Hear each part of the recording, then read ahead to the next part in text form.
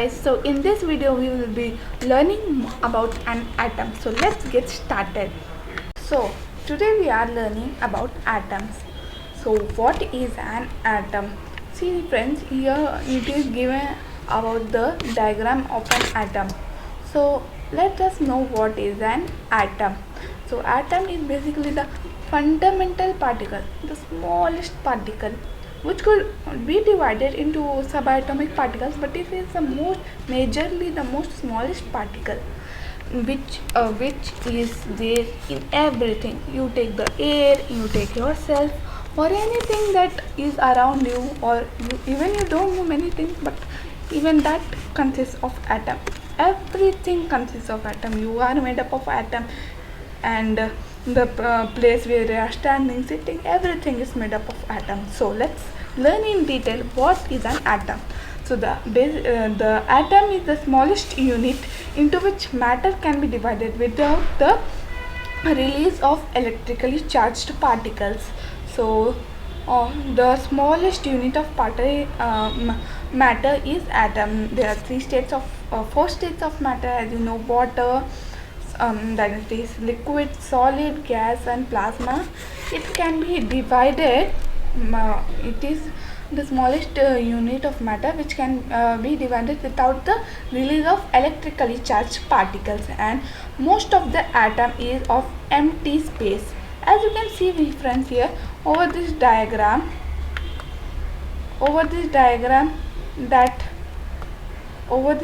that this consists, in the middle there is a very bushy part, which consists the majority of the things that an atom consists, and around it is only the electron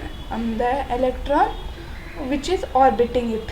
So only at the center it has its most mass, but so most of its mass is empty. So as we see, most of the atom is empty space. In the center is nucleus, which consists of proton, which has a positive charge, and the neutron, which has a neutral charge. So as you can see, in the between there are two subatomic particles that are proton, here indicated with the red, and neutrons, which have no charge. They electrically are neutral, and as you can see, and neutron. Outside the nucleus, electron is the electron cloud. Outside the neutron is the electron cloud. The whole thing in which the electron is orbiting, that whole thing is the electron cloud. So that whole thing is the electron cloud, and it consists of the negative charge. The electron consists negative charge, and it is divided into subatomic particles that are proton, neutron, and electron. Now you know what is a proton, neutron, and electron. And the atom is the basic building block of chemistry.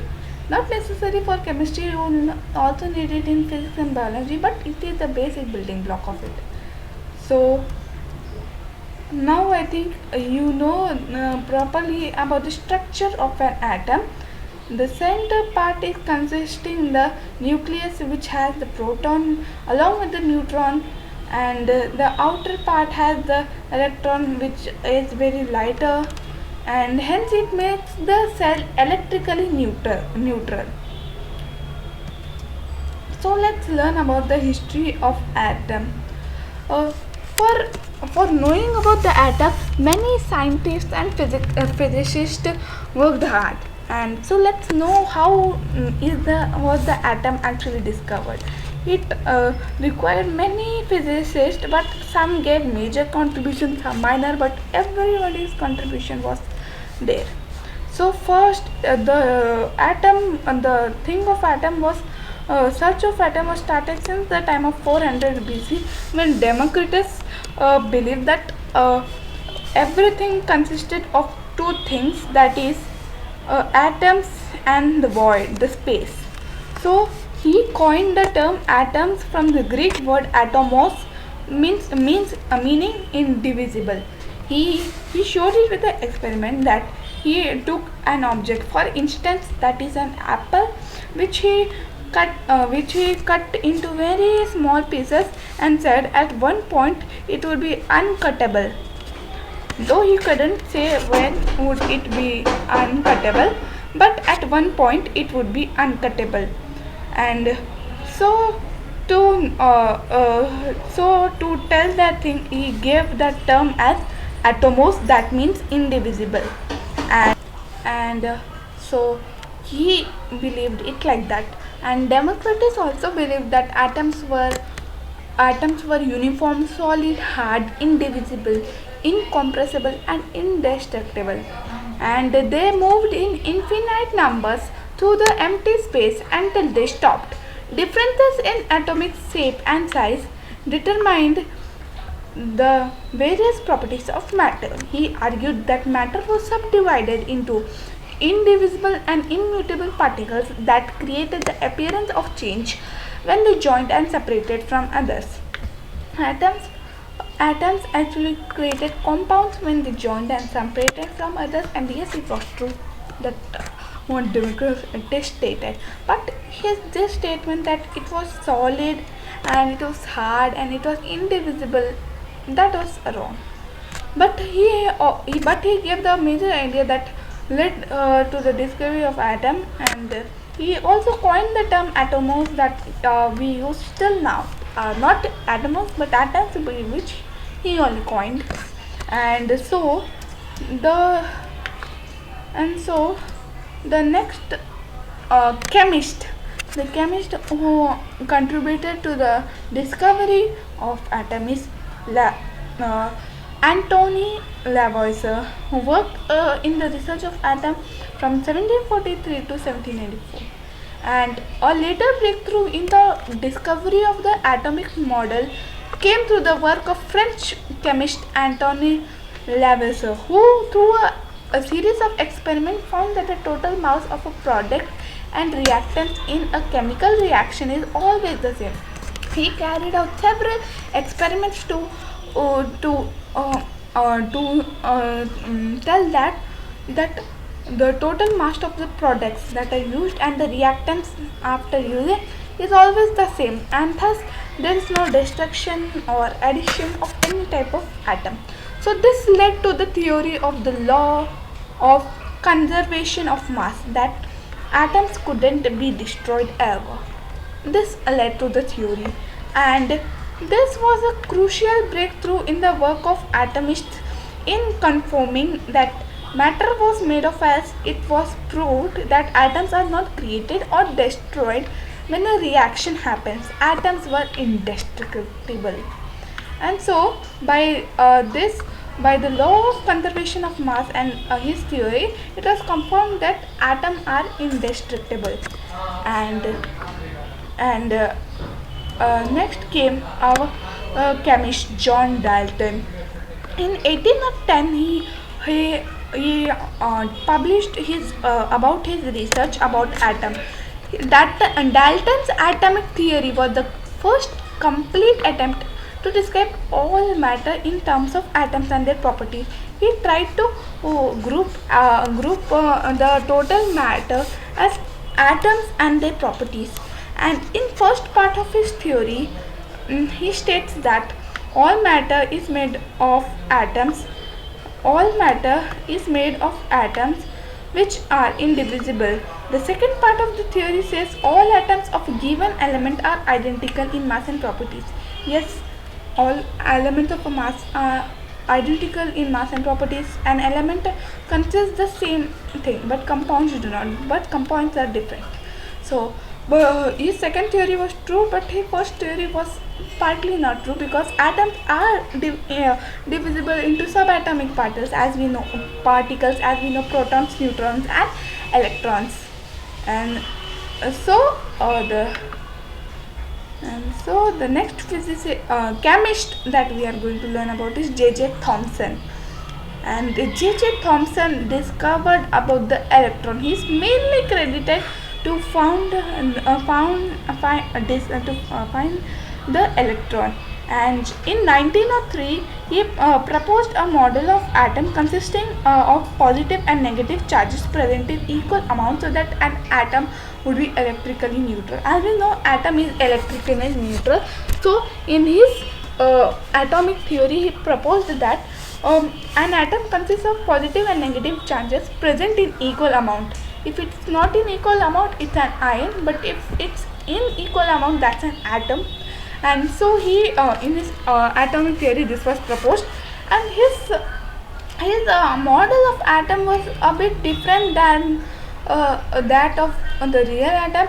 He proposed it like a sphere which contained the equal amounts of electrons and protons, but in random way.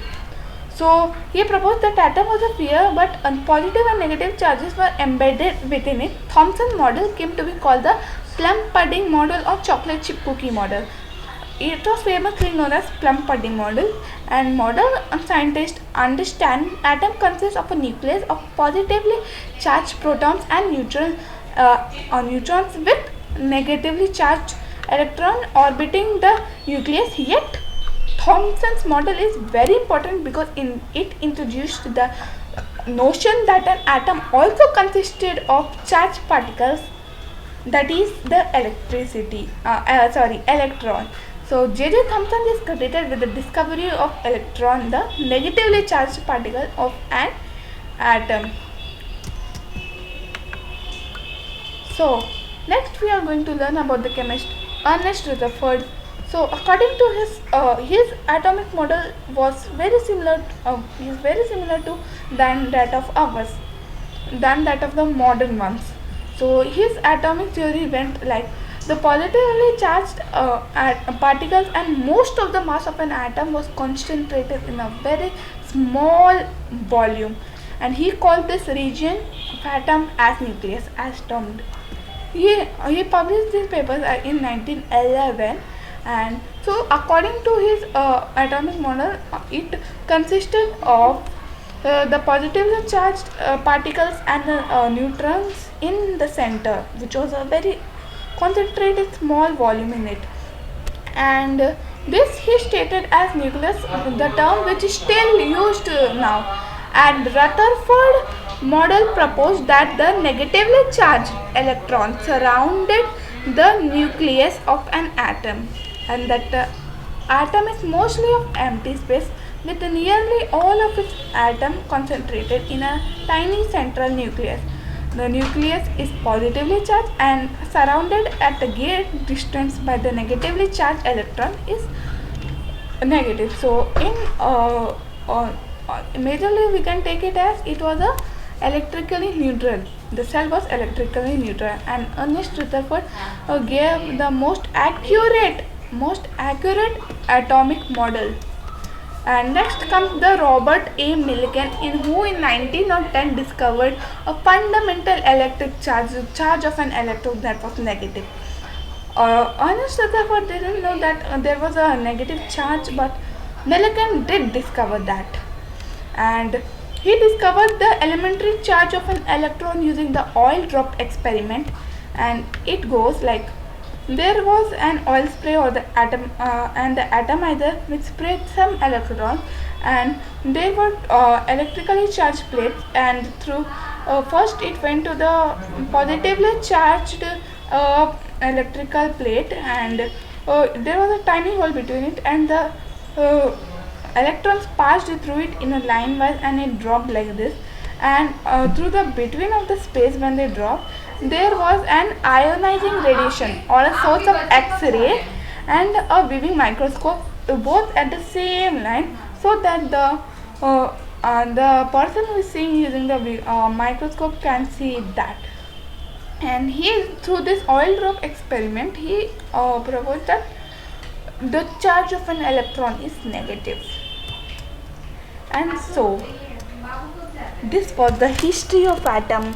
So hope friends you learned a lot in this video, and if you learned something in this video, do like, share, subscribe my channel, and please comment if you want more videos.